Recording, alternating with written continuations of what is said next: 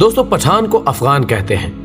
افغان اس لیے کہتے ہیں کہ افغان حضرت سلیمان علیہ السلام کے ایک بیٹے کا نام تھا اور ان کو جنات کی زبان سے پیار ہو گیا تھا، تو انہوں نے اپنے والد حضرت سلیمان علیہ السلام سے کہا کہ آپ جنات کو کہیے کہ مجھے اپنی زبان سکھائیں۔ سلیمان علیہ السلام نے اپنے بیٹے کی درخواست قبول کی اور جنات کو حکم دیا کہ افغان کو جنات کی زبان سکھائی جائے۔ وہ زبان بعد میں پختون کے نام سے پہچانی گئی۔ پٹھان کی اصلیت اور قومیت کے بارے میں جو دلائل ہیں وہ یہ کہ پٹھان حضرت ابراہیم علیہ السلام کی اولاد میں سے ہیں اور حضرت اسحاق علیہ السلام کی اولاد ہیں اور قومیت سے بنی اسرائیل ہیں۔ انگریز مورخین لکھتے ہیں کہ پٹھان قوم ارجینیا کے ایک حصے میں رہتے تھے اور ارجینیا کے لوگوں کا دعویٰ ہے کہ افغان قوم یا پٹھان ہم میں سے ہیں، کیونکہ البانیہ کے اوغان جو کہ بعد میں افغان بنے ارجینیا سے ہندوستان کی طرف چل پڑے۔ اور مورخین لکھتے ہیں کہ اسرائیل قبائل بہت تکالیف اور مصیبتوں کے بعد افغانستان میں آباد ہو گئے۔ جب حضور اکرم صلی اللہ علیہ وآلہ وسلم نے اسلام کی تبلیغ شروع کی اور لوگ جوک در جوک اسلام میں داخل ہونے لگے تو اس وقت پٹھان قوم کا سردار جس کا نام قیس عبد الرشید تھا اپنے پورے خاندان کے ساتھ محمد صلی اللہ علیہ وآلہ وسلم کے حضور میں حاضر ہوا اور محمد صلی اللہ علیہ وآلہ وسلم کے ہاتھ پر بیعت کر کے مسلمان ہو گیا۔ اس لیے دنیا بھر میں جہاں بھی پختون ہوں گے وہ مسلمان ہوں گے۔ دنیا میں پختون ہی واحد قوم ہے جس میں اسلام کے بغیر کوئی مذہب نہیں۔ اگر پختون سے پوچھا جائے کہ آپ پہلے مسلمان ہیں یا پختون، تو جواب ہوگا کہ میں 5000 سال سے پختون ہوں اور 1400 سال پہلے مسلمان ہوں۔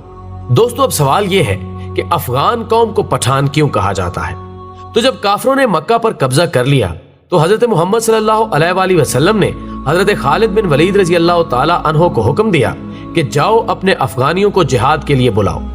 خالد بن ولید رضی اللہ تعالی عنہ افغانستان چلے گئے اور افغان سردار قیس عبد الرشید کو حضور صلی اللہ علیہ وآلہ وسلم کا پیغام ارسال کیا۔ قیس عبد الرشید کی قیادت میں لشکر مکہ مکرمہ کی طرف روانہ ہوا۔ شام کو صحابہ کرام نے حضور اکرم صلی اللہ علیہ وآلہ وسلم کو خوشخبری سنائی کہ افغانی لشکر نے آتے ہی کافروں کا قتل عام شروع کر دیا اور تمام کافروں کا خاتمہ کر دیا اور مکہ مکرمہ کو افغانیوں نے فتح کر لیا۔ تو اسی لمحے حضور اکرم صلی اللہ علیہ وآلہ وسلم کی زبان پر یہ الفاظ آئے، بتان۔ خواتین و حضرات، بتان لفظ عربی زبان کا لفظ ہے، یعنی سخت ترین لکڑی جو سمندری جہازوں میں لگائی جاتی ہے، جسے سمندری پانی بھی کمزور نہیں کر سکتا۔ یہ لفظ جب بر صغیر پہنچا تو بتان سے پٹھان ہو گیا، اور اگر ان کی تاریخ کا تقابلی جائزہ لیا جائے تو فارسی میں پشتون، مقامی زبان میں پختون اور اردو میں پٹھان۔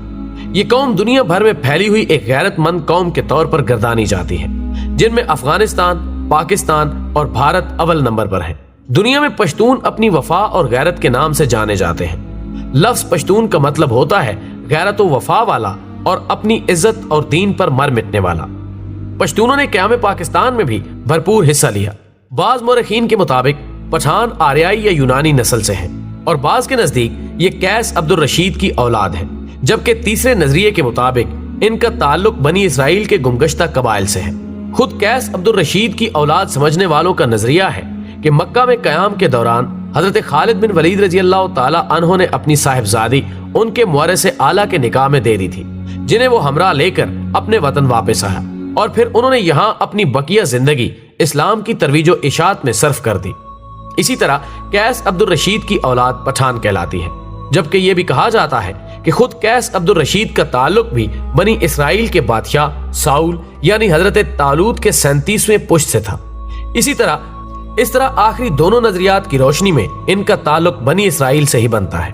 ناظرین کرام، سب سے بڑی عجوبہ خیز بات یہ ہے کہ ان میں یوسف زئی، یوسف کے بیٹے، داؤد خیل، داؤد کے بیٹے، موسیٰ خیل، موسیٰ کے بیٹے اور سلیمان خیل، سلیمان کے بیٹے سمجھے جاتے ہیں، لیکن اس کی تصدیق کرنا بہت مشکل ہے۔ افغانوں یا پٹھانوں کے کئی اوصاف عربوں سے ملتے جلتے ہیں۔ عرب قوم مہمان نواز، بہادر اور اہل قلم ہونے کے ساتھ ساتھ دوسری قوموں سے اتنی جلدی مروب نہیں ہوتی تھی۔ ان چند اوصاف کے علاوہ کوئی اور وصف عربوں کے اندر زمانہ جہلیت میں نظر نہیں آتا۔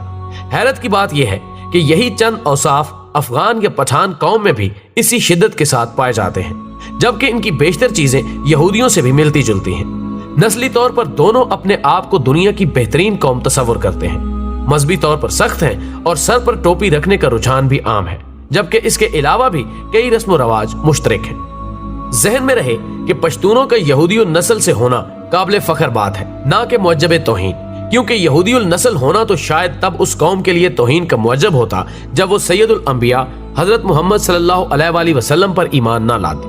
یہ تو ان کی غیرت کی بلندی اور ایمان کی عظمت کا نشان ہے کہ یہودی النسل ہوتے ہوئے بھی نبی آخر الزماں صلی اللہ علیہ وآلہ وسلم پر ایمان لے آئے، کیونکہ یہ وہی آخری نبی ہیں جن کے اوصاف تورات اور انجیل میں مذکور ہیں، اور جن کی وجہ سے ہی اہل کتاب آپ صلی اللہ علیہ وآلہ وسلم کے ایک نجات دہندہ کے طور پر بھی منتظر تھے، لیکن بعد میں انہوں نے محض اس جلن اور حسد کی وجہ سے حضرت محمد مصطفیٰ صلی اللہ علیہ وآلہ وسلم کی نبوت کا انکار کیا کہ ان کا تعلق بنی اسرائیل سے نہیں تھا۔